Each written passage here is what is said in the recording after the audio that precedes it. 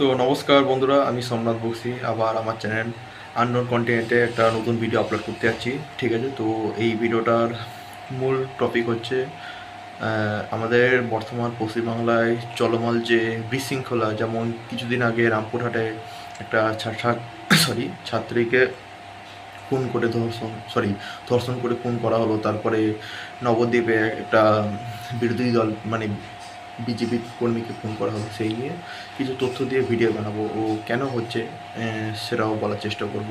তো নিজের view point থেকে সঙ্গে থাকুন বন্ধুরা। জানা গেছে ঘটনাটি বীরভূম জেলার রামপুরহাট এলাকায়। নিখোঁজ ছাত্রী সপ্তম শ্রেণীর এক মেয়ে, প্রায় 20 দিন ধরে নিখোঁজ ছিল। এই মেয়েটার কথা বলা হচ্ছে। শেষে তার দেহ পাওয়া যায় বস্তাবন্দি ও কয়েকটি টুকরো অংশে, 5টা টুকরো। অভিযোগ, স্কুলের ভৌত বিজ্ঞান ফিজিক্সের টিচার শিক্ষককে সন্দেহ করা হচ্ছে। এলাকায় মানুষ রোষানলে রয়েছে, সাধারণ জনগণ প্রতিবাদ করছে। এখনও ঘটনা তদন্ত চলছে। অভিযুক্ত গ্রেপ্তার হয়েছে। ভৌতবিজ্ঞান শিক্ষক মনোজ কুমার পাল নামে একজন শিক্ষক। এই ঘটনায় সন্দেহ করা হচ্ছে। নিখোঁজ মেয়েটি 20 দিন নিখোঁজ ছিল। 20 আগস্ট টিউশন পড়তে বেরিয়েছিল। আগে যেমন বললাম, সেই মেয়েটার দেহ 5টি অংশে পাওয়া যায়। দেহ অনেকগুলো টুকরো। দেহাংশ গোছানো পচা গলা অবস্থায় ছিল। জলাভূমিতে ও সেচ নালার কাছাকাছি একটি জায়গায় পাওয়া গেছে। পরিবারের দাবি করেছে শিক্ষক ইতিমধ্যে মেয়েটিকে অযাচিত স্পর্শ করতে, আমরা কিছু ধর্ষণ টাইপের করেছে। আর এটাও খবর পাওয়া যাচ্ছে যে অভিযুক্ত শিক্ষক মেয়েটিকে নাকি বিয়ের প্রস্তাব দিয়েছিল। মেয়েটি সেটাতে রাজি ছিল না। তবে অভিযোগ ধর্ষণ হয়েছে কিনা সেটি এখনও পুরোপুরি প্রমাণিত নয়। পুলিশ তদন্ত করছে। সহপাঠী এলাকা ও প্রশাসনের কী প্রতিক্রিয়া? এলাকাবাসী ও ছাত্রছাত্রী নামে তার ক্লাসমেটদের জিজ্ঞাসা করছে। অনেক কিছু তথ্য উঠেছে, সেগুলো বুঝি। স্কুলের শিক্ষক সম্পর্কে কিছু অভিযোগ আগেই ছিলাম ওই শিক্ষকের বিরুদ্ধে, কিন্তু প্রধান শিক্ষক প্রশাসন যদি সতর্ক থাকেন বা পদক্ষেপ নিতে কেন নেয়নি সেটাও দেখার বিষয়। তাহলে এই পদক্ষেপ নিলে সেটা হতো না। রাস্তা রাস্তা অবরোধ, স্কুলের প্রধান শিক্ষককে মারধর, অশান্তিপূর্ণ বিক্ষোভ সব মিলিয়ে চলছে। পশ্চিমবঙ্গ শিশু অধিকার সুরক্ষা কমিশন এটাতে অ্যাক্টিভ হয়েছে। পুলিশ ও মামলার অবস্থান: ঘটনার পর দেহ ময়নাতদন্তের জন্য পাঠানো হয়েছে। অভিযুক্ত শিক্ষক আদালতে হাজির করা হয়েছে। তাকে পুলিশ পুলিশের হেফাজতে রেখেছে। স্থানীয় প্রশাসন, পুলিশ ও সচেতন নাগরিক সমাজ দ্রুত ঘটনার নিষ্পত্তি চাইছে। আরেকটি যে ঘটনার বিবরণ দিতে যাচ্ছি সেটা হচ্ছে যে নবদ্বীপে বিজেপি কর্মী খুন।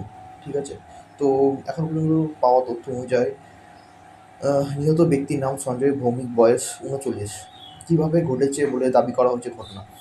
রাতে ঘুমের সময় তার পরিবার সরি রাতে ঘুমের সময় তার বাড়িতে কিছু লোক ঢুকেছে। তাকে রড ও লাঠি দিয়ে মারধর করা হয়েছে। অভিযোগ, তিনি একটি বিরোধে হস্তক্ষেপ করেছিলেন।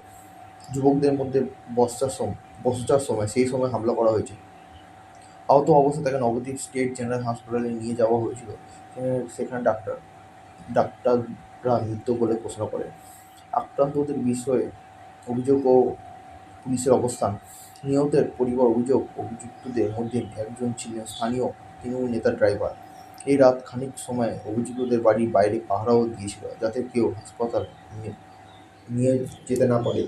এটা পরিবারের দাবি। পুলিশ এখনও কাউকে গ্রেফতার করতে পারেনি।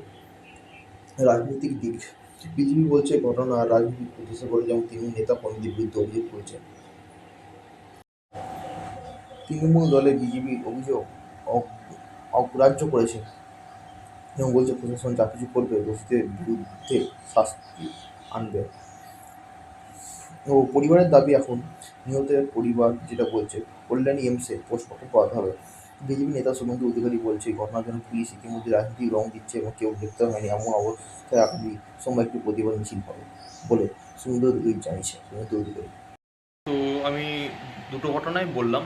তো কিছু সংক্ষেপে বলার চেষ্টা করছি যে প্রায় আমাদের বাংলায় এসব ঘটনা ঘটেই চলেছে, যে খুন, ধর্ষণ, বিরোধী দলের কর্মীদের ওপর অত্যাচার হওয়ার পর এরকম খুনের ঘটনা। তো আমাদের বাংলা হচ্ছে কি, যে বাংলায় এক সময় এত বড় বড় মনীষীরা বেরিয়েছে, রবীন্দ্রনাথ, কাজী নজরুল, নেতাজি, বঙ্কিমচন্দ্র আরও ইত্যাদি অনেক তামে খালি স্বাধীনতার দিক থেকে না তোমার সংস্কৃতির দিক থেকে হাবি জাবি আরও অনেক কিছু। তা আজ সেই বাংলায় এরকম ঘটনা দেখতে হবে, এটা একটা বাঙালি হিসাবে আমি প্রত্যাশা করি না।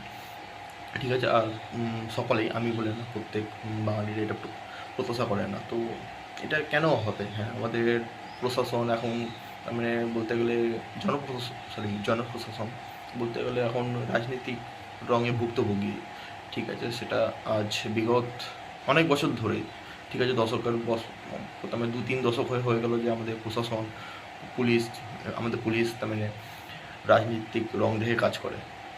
তো এটা অবশ্যই উচিত নয়। তারপরে কিছু সাম্প্রদায়িক দিকও আছে, তো সেটা কেউ এড়িয়ে যেতে পারে না। তো এইসব বিষয়ের জন্য আমাদের পশ্চিমবঙ্গ আজ মানে রোষানলে প্লাস দুর্দশায় ভুক্তভোগী।